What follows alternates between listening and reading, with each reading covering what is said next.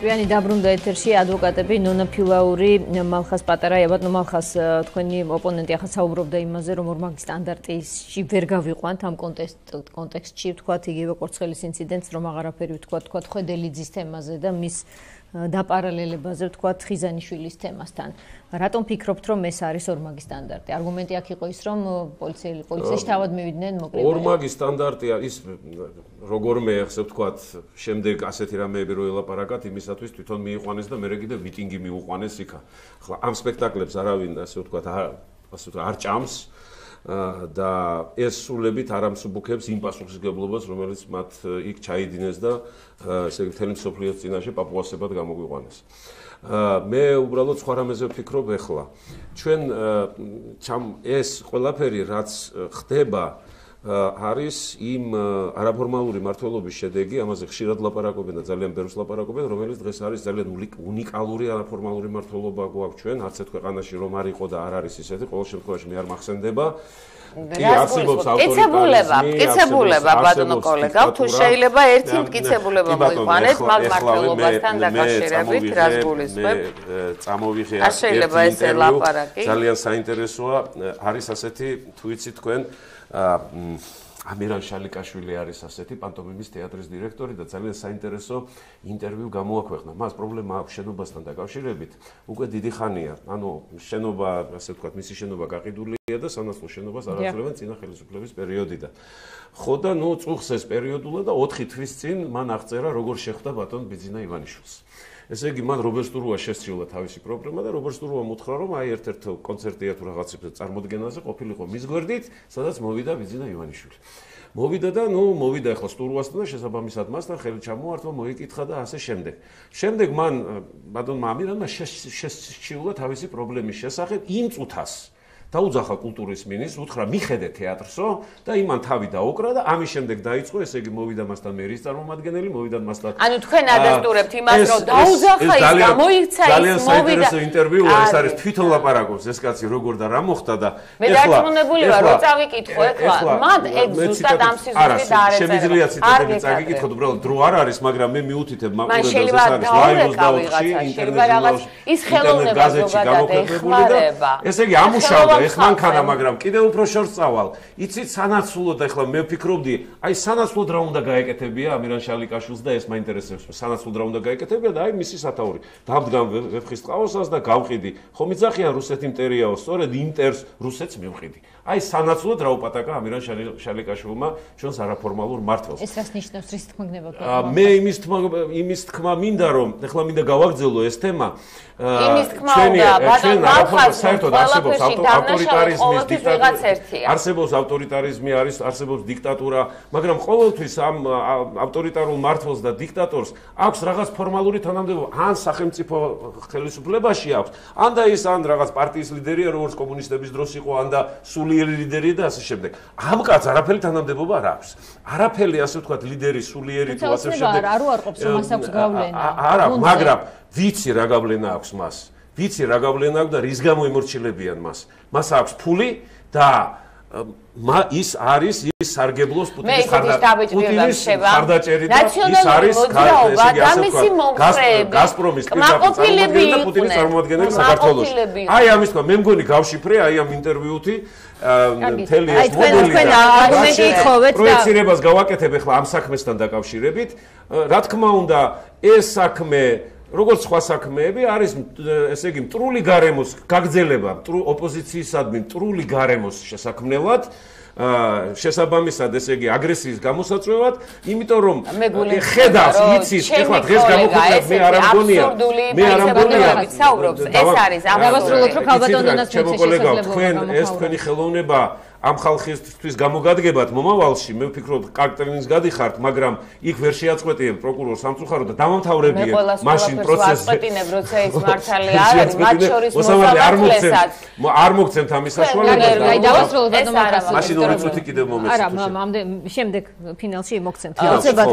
ქალბატონონა, აი არგუმენტი მოიტანა მან, რომ არაფორმალური მმართველობა კონკრეტული თეატრის შემთხვევა. კონკრეტული თეატრის შემთხვევა და მე არ ვიცი რამდენად რამდენად სწორი სიზუსტით ეს ასე რომ იყოს არის თუ არა ეს უკვე არაფორმალური მმართველობის არ არის რა თქმა უნდა ის ხელოვან ხალხს ეხმარება ის მინისტრის ეპიზოდი რატომ არასოდეს არ საუბრობენ იმაზე რამდენ ხელოვნება როგორ გადაარჩინა ბიძინა ივანიშვილმა პენსიებს როგორ უხდიდა ხელფასებს როგორ უხდიდა როგორ ცდილობდა გაერემონტებინა დაუშვათ კულტურის ცენტრები და ასე შემდეგ და ასე შემდეგ არაფერი მოსყიდვის პოლიტიკა არ იყო მე საბეჭდილება მრჩება ჩემთვის ლარი არავის არ გადაუხდი არც ბიძინა ივანიშვილს და არც არავის ყოველთვის ჩემი კლიენტი მიხდის იმისთვის რომ ვიცხოვრო და ვიარსებო მაგრამ ხო და იქნებიან თქვენი კლიენტები ესენი მომავალში თქვენ ახართ სულ ყველა ასე თქვათ გაბუტვის რეჟიმში ნაციონალური მოძრაობა ძალიან კარგად იტანდა ბიძინა ივანიშვილს როცა ის მათ ეხმარებოდა და მტერი გახდა მაშინ როდესაც მათ შეცდომები დაუშვეს და ეს შეცდომები სააშკაროზე გამოიტანა არ შეიძლება იცით მე უბრალოდ გული იმაზე კი არ მწყდება ბიძინა ივანიშვილს ჩემი დაცვა 100 წელი არ ჭირდება მე უბრალოდ გული იმაზე მწყდება როდესაც ამას ჩემი კოლეგა აპელირებს ამაზე როდესაც ადამიანები საკუთარ თავზე არ იღებენ იმ პასუხისგებლობას რა შეცდომებს თვითონ ჩადიან და როდესაც აი ესეთი რაღაცა სიტყვების ცუდად გამოდის, მაგრამ მაინც უნდა თქვა, რა ხარუხით ვცდილობთ დავაბრალოთ ვიღაცებს რაღაცები. არ შეიძლება. შეიძლება გაზპრომის და რუსეთის და პუტინის ეპიზოდი, რაც თქვენ კოლეგას ჰქონდა და ოპონენტის შემთხვევაში არგუმენტაცია. რუსეთის მიმართ ხოტბის შესხმა ბიძინა ივანიშვილისგან არ გამიგია. ერთადერთი ფრაზა მე რაც გამიგია ზოგადად ამ პოლიტიკოსების მხრიდან ყოველთვის იყო ის, რომ დავალაგოთ რუსეთთან ურთიერთობა. ამის იქით შეიძლება გულში მართლაც ფიქრობ რაღაცას მე ეს არ ვიცი ამაზე ვერ დავდებ თავს მაგრამ აი ესე პირდაპირ ამის თქმა რომ დავუშვათ ისინი რაღაც რუსეთუმები არიან და ვეფხვიდან მოხმე უნდა მიყიდოს რუსებს იმ და რუსები აი ნუ ეს რაღაცა აბსურდია ეს რაღაცა ძალიან წვრილმანია ეს რაღაცა არასერიოზულია აი რომ დაუბრუნდეთ ისევ სამართლებრივ ნაწილს ვეფხის ყაოსანზეა საუბარი თან რუსთაველის საიუბილეო წელს ეხლა რაც შეეხება იმას ჩვენ ფინალში ვართ უკვე ბატონო და გაითვალისწინეთ თქვენს აი რუსეთთან და ერთ ეპიზოდში თითქოს არ ვილაპარაკებ ეს საუბრის თემა არის აი ახლა ჩატარდა რაღაც სოფლიო ჩემპიონატი ვითომ სოფლიო ჩემპიონატი აფხაზეთში ერთი აი მუხლით საზღვრის უკანონო გადმოკვეთის მუხლით რამდენ კაცზე იქნა ხო არ იცით სამართლის პასუხისმგებლობა ესე საქმე აღძრული არც ერთზე ეხლა რაღაც ხდება კიდევ იმაში რა ქვია ცხინვალის რეგიონში ანუ ეგრეთ წოდებულ სამხრეთ ოსეთში ისევ რაღაცა ტურნირი რომელზედაც აზერბაიჯანელებმა თქვეს უარი მაგრამ ვიღაცები ჩადიანი რუსები და სხვები არც ამას აკეთებს არც არავინ არაფერს არ აკეთებს ამ მიმართულებით თუმცა სისხლის სამართლის კოდექსში არის სპეციალური მუხლი და ერთ-ორ კაცზე რომ მაინც აღიძრა სისხლის სამართლის საქმე არ მერწმუნეთ იქ არავინ არ ჩავა მაგრამ იქ ჩადიან 4 წლის განმავლობაში და არავინ ამ საქმეზე ყურს არ იბერტყავს და ვიღეთ ის მაგალითი რაც მოხდა ხურჩაში, როდესაც პირდაპირ ჩვენ არ დაგვიწყდა. ეხლა რაც შეეხება მაგ ასე ვთქვათ, არაფორმალური მმართველობა ვეღარ დავამთავრე. აი ეს მე ეს ფილმი მინახავს საქართველოშიც და მინახავს სხვა ქვეყნებშიც არის ეს ფილმი გადაღებული. იცის მან ის განწყობა რაც არის საზოგადოებაში, იცის განამარტო დღევანდელი კვლევები, მე დღევანდელი კვლევები შეიძლება მას არ ცოდნოდა წინასწარ თქვა და არ არის დამხვეული ამ ფაქტთან, მაგრამ თავისი კვლევები იცის მას ძალიან კარგად. ძალიან გთხოვთ რა.